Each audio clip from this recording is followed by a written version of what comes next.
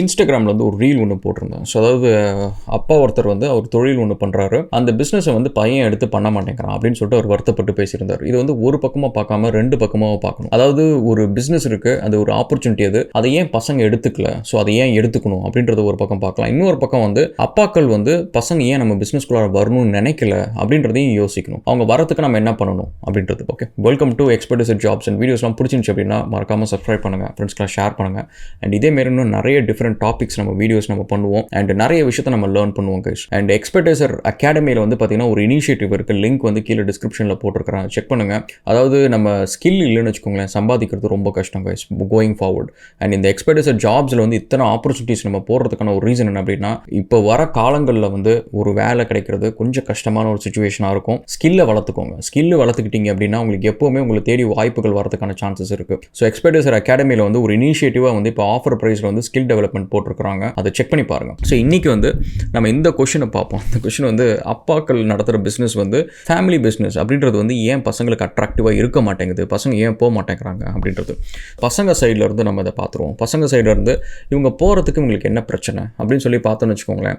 நிறைய நேரம் வந்து நம்ம வளர்ந்து வர காலங்களில் நீங்கள் பார்த்தீங்கன்னா வந்து நம்மளுக்கு எப்போவுமே இக்கரைக்கு அக்கறை பச்சை, கிட்டக்க இருக்கிறத விட தூரத்தில் இருக்கிறது தான் நம்மளுக்கு ரொம்ப அட்ராக்டிவாக இருக்கும். இப்போ வந்து கூடவே இருக்கிற ஒரு அப்பா அவர் வந்து டெய்லியும் கடைக்கு போயிட்டு வர்றாரு, நம்மளும் அந்த பிஸ்னஸை போய் பார்த்துருப்போம். அந்த பிஸ்னஸில் வந்து இதுதான் அவ்வளோதான் நடக்குது அப்படின்றது நம்மளுக்கு தெரிஞ்சிருக்கும். ஸோ அதில் வந்து பெருசாக அங்கே உட்காந்து நம்ம செய்யறதுக்கு வந்து நம்மளுக்கு அதில் ஒரு கெத்தான ஒரு விஷயமே இல்லையே அப்படின்ட்டு நமக்கு இக்கரைக்கு அக்கறை பச்சை அப்படின்றது தான். ஸோ பிரிட்டி மச் வந்து இதில் வந்து அவ்வளோ பெருசாக எனக்கு ஈஸியாக கிடைச்ச ஒரு விஷயம். நம்மளுக்கு கண் கூட இல்லை, நம்ம வந்து ஒரு ரொம்ப புவர் ஃபேமிலி, நம்ம இந்த மாதிரி ஏதோ ஒரு பிஸ்னஸ் வேலை செய்கிறவங்க, ஒரு பிஸ்னஸ் பண்ணுறவங்களில் வந்து நம்ம அப்பா வந்து ஒரு வேலை செய்கிறவங்களா இருக்கிறாங்க, ஒரு கூலி வேலை செய்கிறவங்களா இருக்கிறாங்க அப்படின்னு வச்சுக்கோங்களேன். அப்போ வந்து அந்த பிஸ்னஸ் நம்மளுக்கு ரொம்ப வசதியாக தெரியும், ஏன்னா அக்கறையில் இருக்குது. செகண்ட் வந்து பார்த்தீங்கன்னு வச்சுக்கோங்களேன், நம்ம வளர்ற காலங்களில் நீங்கள் பார்த்தீங்கன்னா இந்த ட்ரெடிஷ்னல் பிஸ்னஸை விட புதுசாக வர பிஸ்னஸ்க்கு தான் வந்து அட்ராக்ஷன் அதிகமாக. ஸோ அந்த ட்ரெடிஷ்னல் பிஸ்னஸ் தான் வந்து நீங்கள் பார்த்தீங்கன்னா வந்து டீ கடை நடத்துறதோ, இல்லை வந்து ஒரு சூப்பர் மார்க்கெட் வச்சு பண்ணுறதோ, இல்லை ஒரு டிசைன் ஸ்டுடியோ வச்சு பண்ணுறதோ, இல்லை டிராஃப்டிங் ஏஜென்சி வைக்கிறதோ, இந்த மாதிரி நிறைய ட்ரெடிஷ்னல் பிஸ்னஸஸ்லாம் நீங்கள் பார்த்தீங்கன்னா இப்போ வந்து அதுக்குள்ளார அதை பற்றி பேசுறதுக்கு என்ன அட்ராக்டிவாக இருக்குது, அதுக்குள்ளார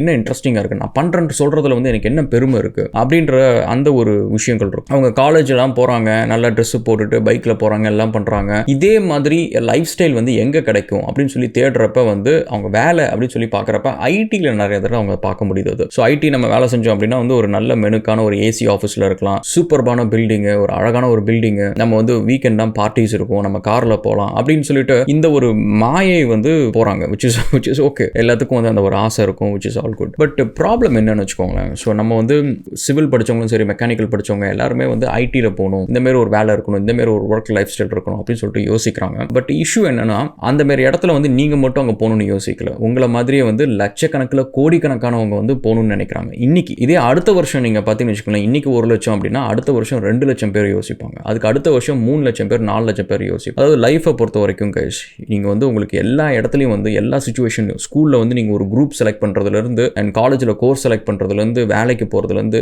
ஈவன் கல்யாணம் பண்ணுறதுலேருந்து எல்லாத்துலேயுமே உங்களுக்கு வந்து ஒரு ஈஸியஸ்டான ஒரு சாய்ஸ் இருக்கும், லைஃப்பில் ஒரு டிஃபிகல்ட்டான ஒரு சாய்ஸ் இருக்கும். உங்களுக்கு எப்படி இருக்குதோ அதே மாதிரி தான் உங்களை சுற்றி இருக்கிற கோடிக்கணக்கான மக்களுக்கு இருக்கும். அண்ட் இந்த கோடிக்கணக்கான மக்கள்லையும் வந்து 99% ஆஃப் மக்கள் வந்து ஈஸியஸ்ட் சாய்ஸ் தான் பிக் பண்ணுவாங்க, ஹார்டஸ்ட் சாய்ஸ் பிக் பண்ண மாட்டாங்க. இப்போ என்ன ஆகும் அப்படின்னு பார்த்தீங்கன்னா, அந்த ஈஸியஸ்ட் சாய்ஸ் பிக் பண்ணுற இடத்துல வந்து மெஜாரிட்டி கூட்டம் இருக்கும், அந்த இடத்துல தான் மெஜாரிட்டி டிமாண்டும் இருக்கும், அதே சமயத்தில் அந்த இடத்துல தான் மெஜாரிட்டி சப்ளையும் இருக்கும். ஸோ அப்போ வந்து ஒரு 100 பேர் ஜாயின் பண்ணுற வேலைக்கு வந்து ஈஸியாக வந்து 1000 பேர் போய் நிற்பாங்க, ஏன்னா அது ஈஸியஸ்ட் சாய்ஸ் எல்லாத்துக்குமே. இதனால தான் பார்த்தீங்கன்னா அந்த 99% ஆஃப் மக்கள் வந்து 65 வயசு வரைக்கும் வேலை செஞ்சுக்கிட்டே தான் இருந்தாகணும், ஏன்னா they'll be poor. நம்ம சொல்லிக்கலாம் நம்ம மிடில் கிளாஸ் அப்பர் மிடில் கிளாஸ்ன்னு, பட் ரெண்டு கிளாஸ் தான், ரிச் அண்ட் புவர் தான். நீங்கள் அப்பர் மிடில் கிளாஸாக இருங்க, மிடில் கிளாஸாக இருங்க, நீங்களும் வந்து 65 வயசு வரைக்கும் வேலை செய்கிறீங்க அப்படின்னா யூ ஆர் புவர். ஸோ இப்போ இதனால் வந்து இந்த டஃபஸ்ட் சாய்ஸ் வந்து நம்ம லைஃப்பில் பிக் பண்ணுறது ஒரு ஹேபிட்டாக வச்சுக்கிட்டோம் அப்படின்னா அந்த இடத்துல கூட்டம் கம்மியாக இருக்கும், நம்மளுக்கான டிமாண்ட் அதிகமாக இருக்கும். நம்ம அந்த வேலையை செஞ்சு நம்ம ஸ்கில்ஃபுல்லாக ஆனதுக்கப்புறம் அதுக்கான வாய்ப்புகள், அதுக்கான மரியாதைகள் அண்ட் ஆல்சோ அதுக்கு சேலரிஸ் எல்லாமே பார்த்தீங்கன்னா அதிகமாக இருக்கும். இன்னொரு விஷயம் என்ன அப்படின்னு பார்த்தீங்கன்னு வச்சுக்கோங்களேன், இந்த வேலை எனக்கு போரு, இந்த வேலை வந்து போரிங்கான ஒரு விஷயம், இது போரிங்கான ஒரு பிஸ்னஸ் அப்படின்னு சொல்லிட்டு சில நேரம் சில ஆப்பர்ச்சுனிட்டிஸ் நம்ம எடுக்க மாட்டோம்.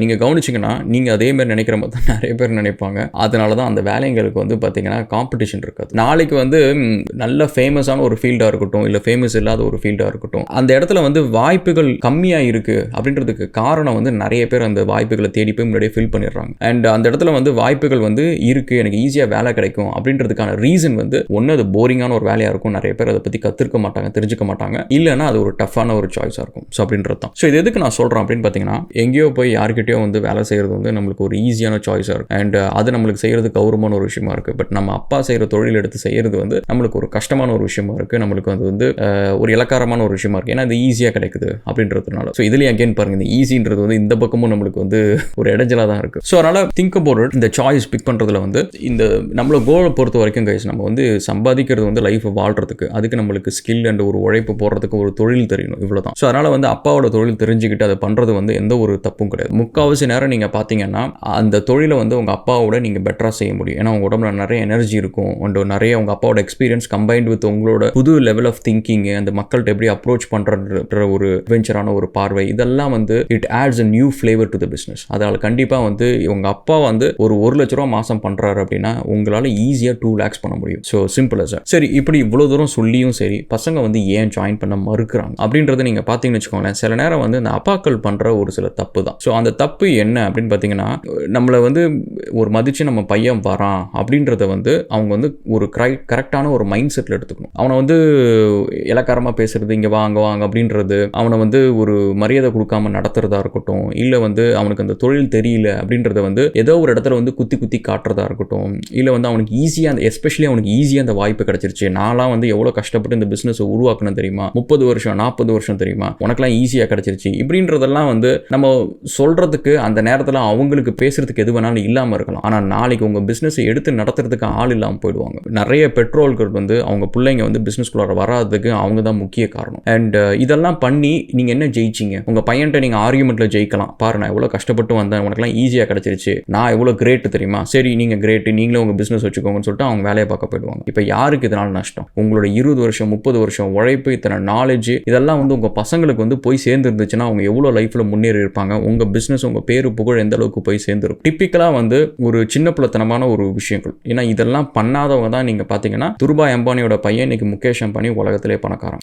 ரட்டன் டாட்டாவோட வாரிசில் வந்த அவர் இதுக்கு முன்னாடி ஜம்ஷெட்ஜி டாட்டாவோட வாரிசில் வந்தது தான் ரட்டன் டாட்டா. இன்னைக்கு வந்து அவர் வந்து அவ்வளோ பெரிய ஒரு ஆளாக இருக்கிறதுக்கான காரணம் இந்த நாலேஜ் வந்து போய் சேர்ந்தது அப்படின்றது தான். ஸோ அதனால் பசங்க வந்து நம்ம பிஸ்னஸ் எடுத்து நடத்தணும் அப்படின்னா வந்து அவங்களுக்கு அந்த இடம் வந்து அவங்களுக்கு ஒர்க் பண்ணுறதுக்கு ஒரு இடமா தெரியணும். அந்த இடத்துல வந்து அவங்க ஃபியூச்சரை அவங்க பார்க்கணும். அவங்க வந்து ஃபியூச்சரை வந்து உங்கள் கம்பெனியில் உங்கள் பிஸ்னஸில் பார்க்காம ஒரு டிசிஎஸ்லையோ விப்ரோலையோ ஹெச்சிலையோ பார்க்கறதுக்கான ரீசன் என்ன? சரி, ஒன்று அவங்கள்ட்ட வந்து நிறைய பணம் இருக்குது, அவங்க பெரிய பில்டிங்கில் ரொம்ப அட்ராக்டிவாக அவங்க வச்சிருக்கிறாங்க அப்படின்னாலுமே இந்த இடத்துல வந்து ஒரு நிம்மதியான ஒரு இடமாவோ, இந்த இடத்துல ஒரு சந்தோஷம் இருக்கும், இந்த இடத்துல நம்ம செஞ்சோன்னா நிறைய காசு பார்க்கலாம், இந்த இடத்துல நம்ம அதை விட பெருசாக க்ரோ ஆகலாம் அப்படின்றதெல்லாம் அவங்களுக்கு ஒரு வேலிடான ஒரு பாயிண்டாக தெரியணும். அந்த பாயிண்ட் தெரியாமல் நீங்கள் வந்து அவங்கள வந்து இதில் வந்து எடுத்து பண்ணு இதில் நீ வா அப்படின்னு சொல்லிட்டு அவங்கள வந்து கூப்பிட்டு வர்றது அப்படின்றது it's not right. And also பசங்களை வந்து திட்டி ஒரு விஷயத்தை சாதிக்கணும் அப்படின்றது வந்து இட் இஸ் நாட் ரைட். ஒருத்தவங்க வந்து ஆர்வமாக ஒரு விஷயத்தை செய்யறப்ப அவங்க தப்பு நடக்கிறப்ப அவங்கள வந்து திட்டுறதுனால அந்த ஆர்வம் குறைய தான் செய்யும். ஸோ அந்த திட்டுறதை வந்து ஸ்டாப் பண்ணுங்க.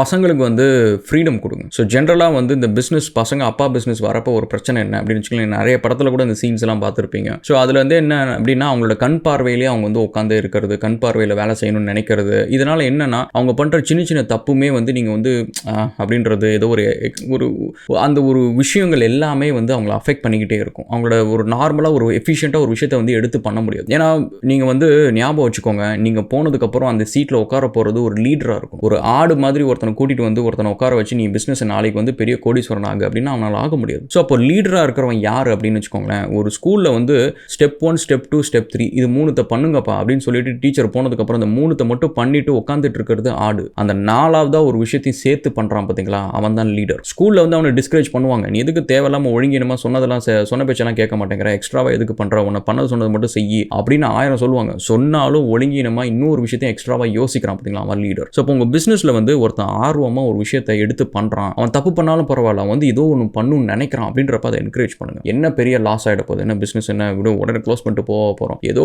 ஒரு சின்ன நஷ்டமாகும், ஏதோ ஒரு பொருளாகும், பட் என்னன்னா அவன் லேர்ன் பண்ணிப்பான். அண்ட் இன்னொன்று வந்து உங்கள் கண் பார்வையில் அவங்க வேலை செய்யணும் அப்படின்றத விட்டுட்டு அவனுக்கு தனியாக ஒரு கடையை வச்சு கொடுங்க, தனியாக ஒரு ஆப்பர்ச்சுனிட்டி கொடுங்க, அவன் போய் தனியாக பட்டுட்டும் கஷ்ட நஷ்டங்கள் எல்லாத்தையும் பட்டு அவன் வரட்டும். அதுக்கப்புறம் வந்து உங்கள் பிஸ்னஸ் அவன் எடுத்து நடத்துகிறப்ப அவனுக்கான கான்ஃபிடன்ஸ் அவங்ககிட்ட இருக்கும். ஸோ உங்கள் கிட்டக்க உங்களோட புள்ள அப்படின்ற ஒரு ஐடென்டிட்டி அவங்க கிட்டக்க இருக்காது. ஸோ அவன் பேர் அவன் தான் அப்படின்ற ஒரு ஐடென்டிட்டி இருக்கும். அதனால் இதெல்லாத்தையும் யோசிங்க. ஸோ அதேமாரி பசங்களும் சரி, நீங்கள் வந்து ஐடிக்கு போகணும், அங்கே நல்ல லைஃப் ஸ்டைல் இருக்குது, சூப்பராக இருக்குது அப்படின்னு நீங்கள் யோசிக்கிறவங்க, நீங்கள் உங்களை வந்து இன்றைக்கி வந்து அவங்க அட்ராக்டிவாக பார்க்குறதுக்கான ரீசன் வந்து உங்கள்கிட்ட வயசு இருக்குது, உங்கள் கிட்டக்க வந்து எனர்ஜி இருக்குது அப்படின்ற ஒரு விஷயம் தான். இதுவே உங்களுக்கு 40 வயசு ஆயிடுச்சு 45 வயசு ஆயிடுச்சு அப்படின்னா அவங்களுக்கு நீங்கள் அட்ராக்டிவாக தெரிய மாட்டீங்க. ஸோ உங்களோட அடுத்த வர ஜூனியர்ஸ் அட்ராக்டிவாக தெரிவாங்க. ஸோ அதனால் அவங்க வந்து ஜென்ரலாக 45 வயசுக்கு மேலே ஐடியில் வந்து வேலை போயிடுச்சு அப்படின்னா வேலை கிடைக்கிறது கஷ்டம். ஸோ அதை நீங்கள் ஞாபகம் வச்சுக்கோங்க. ஆனால் அதே உங்கள் பிஸ்னஸ் உங்கள் அப்பாவோட பிஸ்னஸ் அப்படின்னு வச்சுக்கோங்க, அவர் காலத்துலேருந்து இருக்கிற கான்டாக்ட்ஸ் உங்கள்கிட்ட கொடுப்பார். ஸோ அவர் காலத்தில் இருக்கிற பிஸ்னஸ் அப்படியே உங்களுக்கு கொடுப்பார். அந்த பிஸ்னஸோட குட்வில் உங்கள்கிட்ட கொடுப்பார். ஸோ இது எல்லாத்தையும் வச்சுக்கிட்டு ஒரு பிஸ்னஸை ஆல்ரெடி ரன்னிங் ஒர்க்கிங் கேபிட்டல் இருக்கிற பிஸ்னஸை வந்து இன்னும் ப்ராஃபிட்டபிள் ஆக்குறது அப்படின்றது ரொம்ப பெரிய விஷயமே கிடையாது. ஸோ அதனால் 2 பேரும் இதை யோசிச்சு எப்பவுமே ட்ரெடிஷ்னல் பிஸ்னஸ்க்கான வேல்யூ வந்து புதுசாக ஒரு பிஸ்னஸ் வந்து ஈஸியாக வாங்க முடியாது. ஏன்னா அந்த குட்வில் கிடைக்காது. ஸோ என்னதான் வந்து சாம்சங் புது கம்பெனியாக இருந்தாலும் சரி, இன்னும் கோத்ரேஜ் அண்ட் நீங்கள் ஒனிடா இந்தமாரி கம்பெனிஸ்க்கான இன்னும் அதுக்கான ஒரு பேரு மதிப்பு பார்த்தீங்கன்னா ஏதோ ஒரு இடத்துல இன்னும் இந்தியாவில் இருந்துகிட்டு தான் இருக்குது. அவங்க இன்னும் பெரிய கோடிக்கணக்கான சம்பாதிச்சிட்டு இருக்காங்க. வேறு ஏதோ இண்டஸ்ட்ரியில் அவங்க மாறி இருப்பாங்க. பட் அந்த குட்வில் வந்து புது கம்பெனிஸால் வாங்க முடியாது, எவ்வளோ பெருசாக இருந்தாலும் சரி. அதனால் உங்களோட ட்ரெடிஷ்னல் பிஸ்னஸை வந்து கொஞ்சம் இம்பார்ட்டன்ஸ் கொடுங்க. ஓகே, உங்களுக்கு catch up again another video guys. And வீடியோஸ்லாம் பிடிச்சிருந்துச்சு அப்படின்னா மறக்காமல் சப்ஸ்கிரைப் பண்ணுங்கள். தேங்க்ஸ்.